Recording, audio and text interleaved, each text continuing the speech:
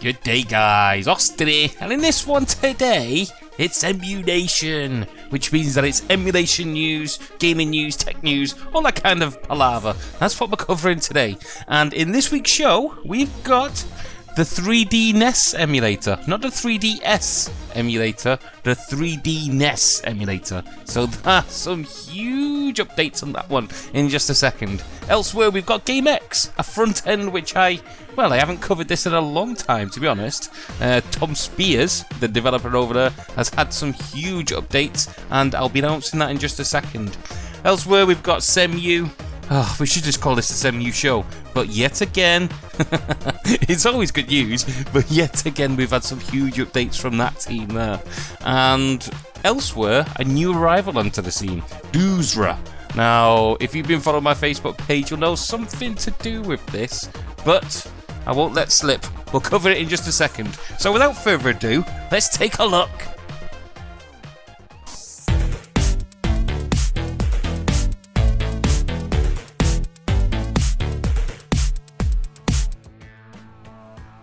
Right then, in the world of emulation, first up, we've got the 3DNES Emulator. Now, this has been covered ages ago. This came out months ago, and it was a huge breakthrough onto the emulation scene. People were coming from all kinds, out of the woodwork, to talk about the 3DNES emulator and what it had achieved.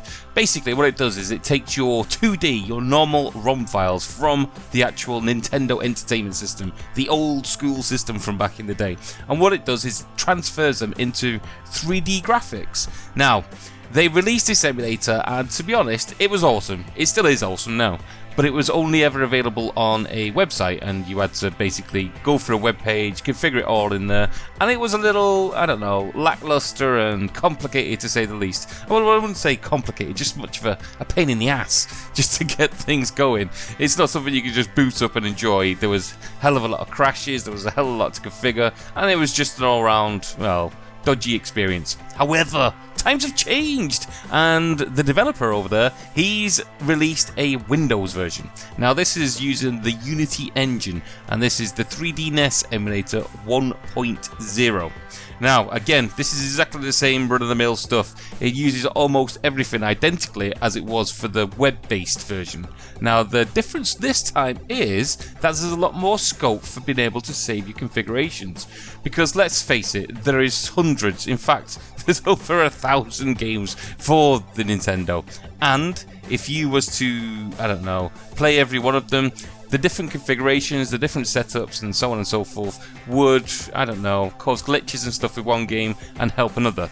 So that's where it fell on its face on the web-based version. However, with this Windows version, what you've got is the ability to actually configure completely each game with each individual asset within the game. So the character, the sprites, the background, all that kind of stuff, you can configure completely. It's quite actually easy, and well, it's like Mario Maker, but this time using the original game. It's actually pretty damn good, to be honest, and I'll probably cover this in a full-fledged video to take you through it from start to finish. There's the easy version and there's an advanced version. Now, the only thing that I've found on this is that the guy looks to be this away completely free. However, there also looks to be a $4.99 version. Now, there isn't much talk about this one as of yet, but I don't know which way this is going to go. I don't like spending money on emulators, you know my stance on that kind of stuff, but I suppose if it's worthy and the guy is actually developing it, if it goes through like the Patreon way where you get it early access or something, I could see this one going in the right direction. But I cannot comment at this time because I've not looked deep enough into it. So look out next week because I'll probably make a guide for this one. Okay then, elsewhere we've got Tom Spears knocking out the GameEX. Tom Spears is the developer of the GameEX front end, and he has came up with the GameEX Evolution. Now, we've been teased and toiled with this for ages. I mean, months, if not years, for this Evolution to come out. That's probably why they call it Evolution. Now, this week, we were graced out of nowhere, like a bat out of hell. He came out with GameEX Evolution Alpha 0.1. Now, with my previous videos, my arcade build, my emulator stuff, me getting stuck into Dolphin 5.0, all that kind of stuff. I just haven't had a chance to tackle this beast. However, in the upcoming couple of weeks, I'll be making a fully fledged tutorial, review, guide, all that kind of good stuff that I normally cover for the front ends. I'm bringing this one up to date, so look forward to that. I cannot give much away about it because I don't know much myself. I haven't managed to dip my toe into the water, as they say. Alright then, CEMU. we'll just rebrand this show into the CEMU show because that's all I ever cover every week on this. And that, again, like I say every week, is because this has got new updates every week. And these aren't just little iterations, these aren't just little glitch fixes or anything like that. These are huge leaps forward every time, every week brings it out. Hats off to the developers over there.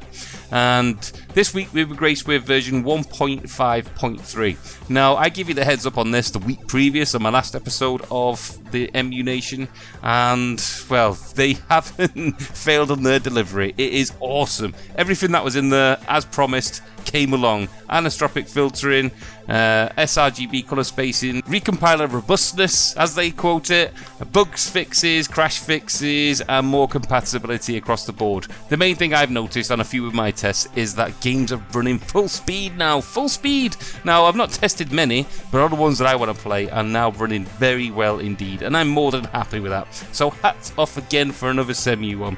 I'll be looking more in depth in this, and I'll probably bring out a more up-to-date version of the guide for this one also. Depends how many features they bring into the party on that. Right then, a new one to this show, and it's Doosra.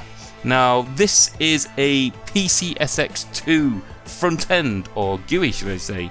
Probably suits it more. It's not so much a front end in terms of all your box art and flipping through and all that kind of stuff. It's more of a front end in terms of configuring the emulator. You can configure many configs for all your different games with a pretty damn snazzy user graphical interface. Now, at the end of the day, it does exactly the same thing as what the actual PCSX2 does, and its config files and its settings and all that kind of stuff. But what this does, it sets it out in a more logical order. So it's just like a little bolt-on package that goes on your emulator. So I thought I'd bring this to you anyway. It's just been updated. It's now on version 1.4.0. And excuse my pronunciation, but this was brought to you by Farhan Ahmad. And again, excuse my pronunciation, I'm terrible with all this stuff. But thank you very much for that, mate. It's a great little gift you brought us. As always, everything that I've covered today will be in the links down below within the description, and you can, well, peruse at your own leisure. But as you can see, I've got quite the timetable on my hand for bringing all these videos out that I'm promising you on a daily basis almost. But it's been a pleasure, as always, bringing this to you. Please like, please subscribe, please do all the things that people normally do. But most of all, guys, most of all, you have a good day. Laters!